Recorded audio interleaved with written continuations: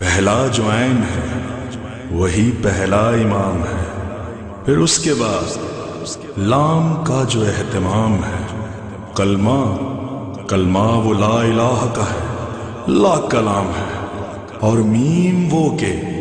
جس پہ امامت تمام ہے، دونوں جہاں کی آخری سرحد تلک ہے علم، پھیلا ہوا علی سے محمد تلک ہے علم، انا مدینۃ العلم وعلی بابها۔ علم کا شہر ہوں میں، علم کا شہر ہوں میں، اور علی ہے دروازہ۔ انا مدینۃ العلم وعلی بابها۔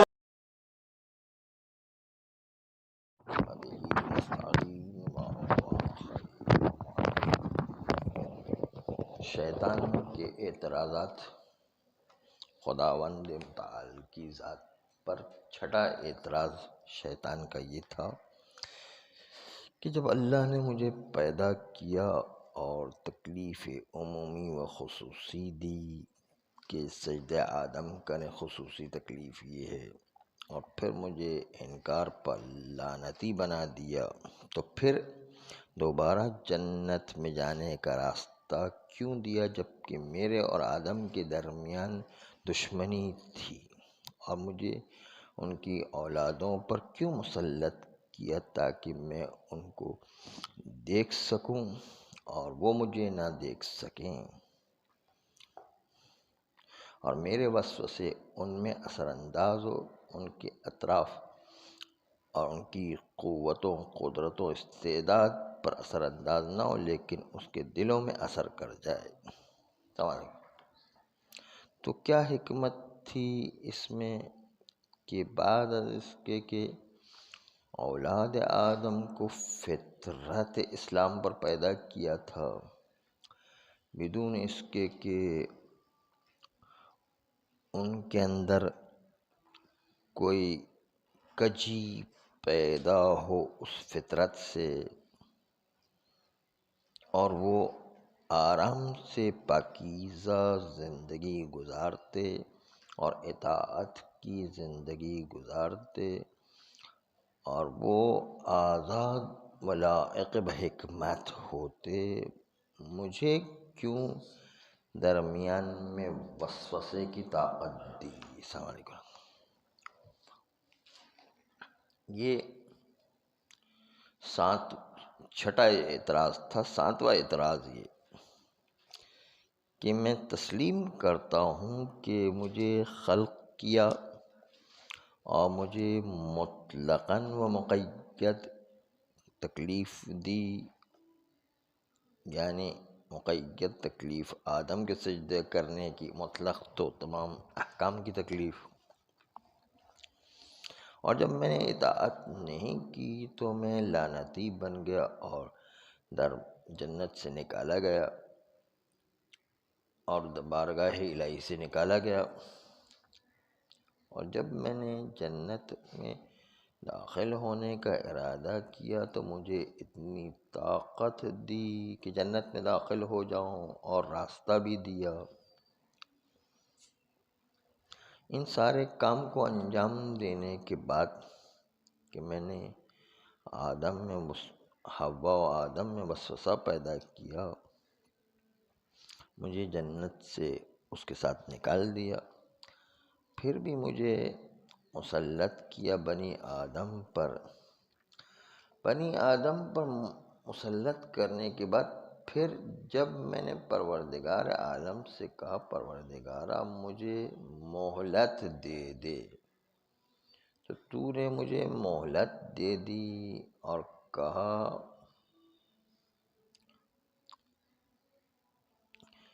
انظرنی الی یوم یبعثون، یعنی شیطان کہتا ہے کہ میں نے مہلت مانگی کہ مجھے یوم مبعوث ہونے تک مہلت دی جائے۔ قال انک من المنظرین الی یوم الوقت المعلوم، تمہیں مہلت دی گئی وقت معلوم تک۔ تو یہ مل حکمت فی ذالک، اس مہلت دینے میں کیا مصلحت تھی، بعد از اس کے کہ اللہ نے مجھے ایک حال میں ہلاکت کر دیا تھا اور آدم کو استراحت کے ساتھ رکھا تھا،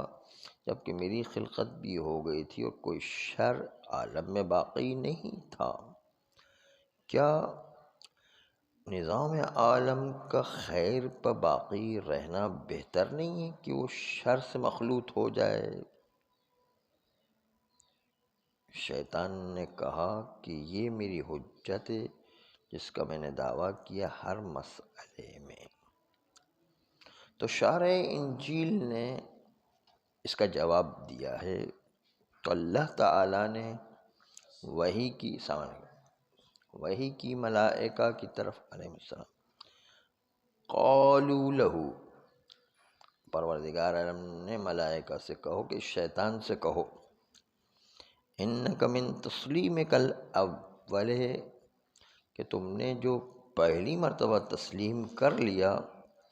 کہ انی الہک و الہ الخلق، کہ میں ہی تمہارا معبود ہوں اور تمام مخلوقات کا اللہ ہوں، یہ تمہارے تسلیم کرنے میں انک غیر صادق ولا مخلص، تم سچے نہیں ہو اس الہ کے کہنے میں اور تم مخلص نہیں ہو۔ کیوں؟ اذ لو صدقت انی الہ العالمین، کہ جب تم نے تصدیق کر دی کہ میں عالمین کا رب ہوں، عالمین کا خدا ہوں،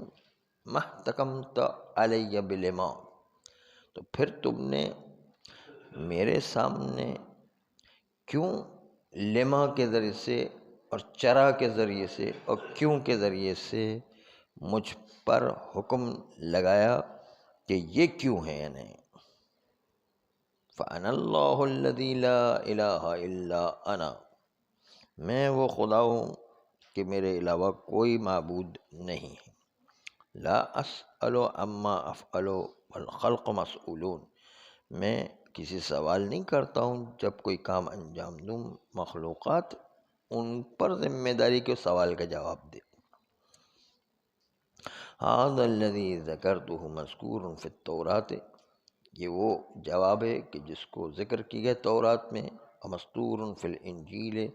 اور انجیل میں بھی لکھا گیا ہے، علی الوجہ الذی ذکرتہ، اس طریقے پر کہ جو ذکر کیا میں نے۔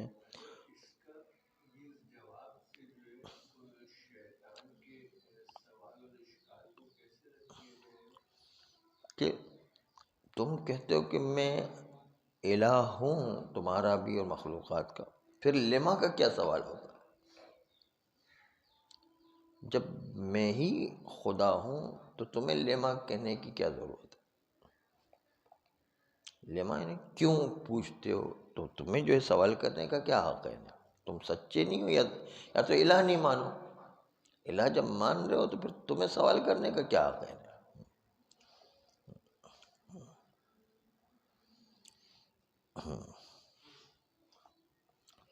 کہتے ہیں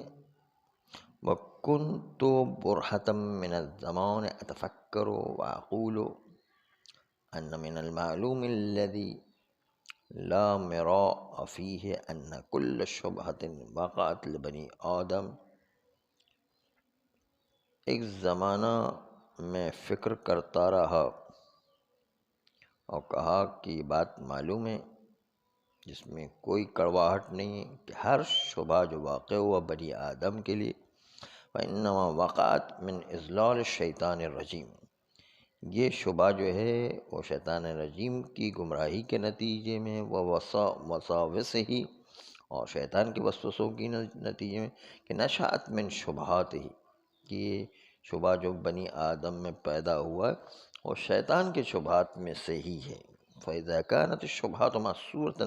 فِي 7 عَادَاتِ كِبَارِ الْبِدَعِ وَالضَّلَالَاتِ إِلَى السَّبْعِ، جب شبہات ان 7